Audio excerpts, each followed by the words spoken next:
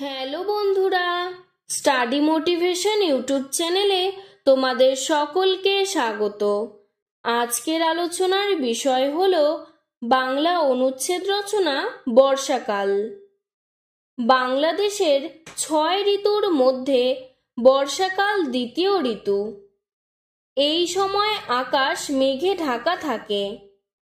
কখনো জোরে কখনো ঝিরঝির করে বৃষ্টি হয়।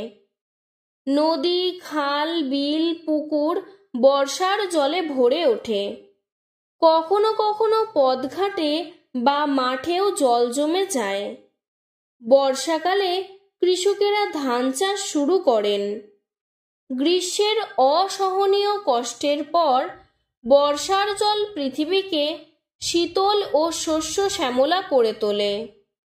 ময়ূরেরা পেখম তুলে নাচে।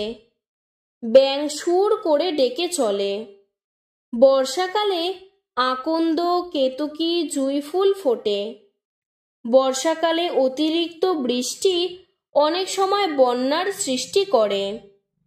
এই সময় কলেরা, আন্ত্রিক, ডায়রিয়া, আমাশয়ের মতো জলবাহিত রোগের প্রকোপ বেড়ে যায়। রথযাত্রা, ঝুলন পূর্ণিমার মতো উৎসব বর্ষা ঋতুতে পালিত হয়।